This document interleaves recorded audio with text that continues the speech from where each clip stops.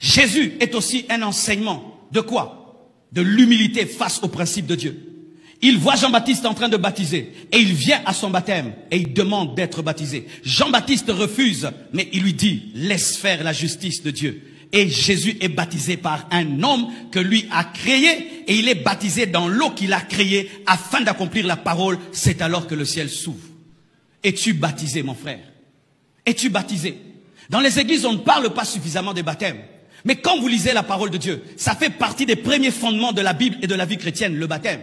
Quand vous lisez la Bible, dans Actes, c'était foi, baptême, foi, baptême, foi de baptême. Une fois que quelqu'un se convertit, la première chose, c'était pas la cure d'âme, c'était pas la délivrance, c'était pas la bénédiction, c'était le baptême. Mais il y a des gens ici ce matin qui ne sont pas baptisés. Il est chrétien mais non baptisé. Comment peux-tu être chrétien? Tu n'es pas baptisé. Et ils disent quoi? Non, moi j'étais baptisé dans mon enfance, je n'ai pas besoin d'être baptisé. Frère, si tu étais baptisé quand tu étais un bébé, ce n'est pas un baptême. On t'a lavé sans savon. Alléluia. Et la Bible dit, le baptême est un engagement d'une bonne conscience envers Dieu. C'est-à-dire que pour être baptisé, tu dois avoir une bonne conscience. Est-ce qu'un enfant a un engagement à faire et une bonne conscience? Donc si tu baptises un bébé, tu as baptisé un ignorant. La preuve, tu ne sais même pas quand est-ce que tu étais baptisé. C'est le jour qu'on t'a montré les photos de ton baptême que tu t'es souvenu que tu étais baptisé. Comment tu peux t'engager à Dieu et tu oublies que tu t'es engagé à Dieu? Et si on t'a baptisé par aspersion, on a mis de l'eau sur toi? Non, ce n'est pas un baptême biblique. Le vrai baptême, c'est par immersion. Pourquoi? Parce que l'eau symbolise la terre et il faut qu'on te plonge totalement dans l'eau, que tu disparaisses dans l'eau. Et c'est ce qui symbolise la mort et la résurrection avec Jésus. Si tu étais baptisé avec quelques gouttes sur ton front, ce n'est pas le baptême, tu dois te faire rebaptiser. Si tu es passé sous les pieds d'un prophète, ce n'est pas le baptême. Si tu as sauté le feu, ce n'est pas le baptême. Et si même tu as été immergé sans être converti, ce n'est pas le baptême. Quiconque a été baptisé tout en étant païen, quiconque a été baptisé rien que pour le mariage, parce qu'aujourd'hui dans les églises, nous demandons à ce que les gens soient baptisés pour épouser, et certains acceptent le baptême seulement pour se marier. Si tu avais un faux baptême comme celui-là, tu dois te faire rebaptiser.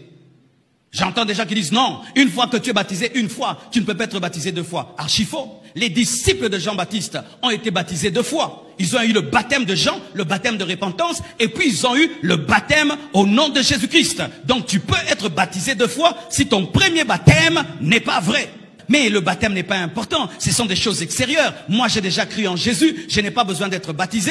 D'ailleurs la Bible dit que le brigand à la droite de Jésus-Christ ne s'était pas fait baptiser. Oui. Il ne s'est pas fait baptiser parce qu'il était à la croix. Tu n'es pas à la croix. S'il pouvait descendre, je vous dis, il allait être baptisé, il allait remonter. Amen, hein? Mais toi, tu n'es pas une croix. Mais aujourd'hui, dommage, les gens après le baptême, plutôt la conversion, ne pensent pas au baptême, mais pensent au mariage, à la bénédiction, à l'onction, au parler en langue, alors que les disciples dans la nouvelle église pensaient d'abord au baptême, ensuite ils étaient baptisés de l'esprit.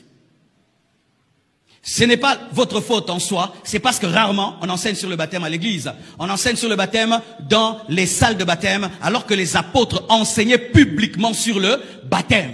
Et aujourd'hui, j'enseigne publiquement sur le baptême. Si tu es chrétien, tu n'es pas baptisé, tu as un péché.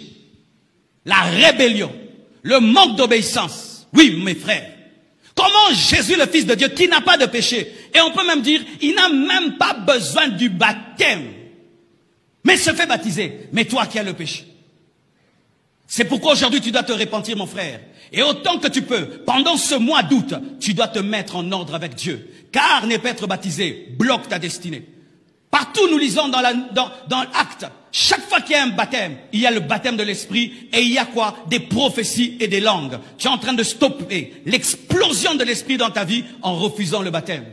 Une église dans laquelle les gens négligent d'être baptisés est une église immature. Une église dans laquelle les gens cherchent la bénédiction, mais oublient d'être baptisés, est une église immature. Car c'est l'un des premiers pas dans la vie chrétienne. La Bible dit, celui qui croira et qui sera baptisé sera sauvé. Celui qui croira et qui sera baptisé sera sauvé.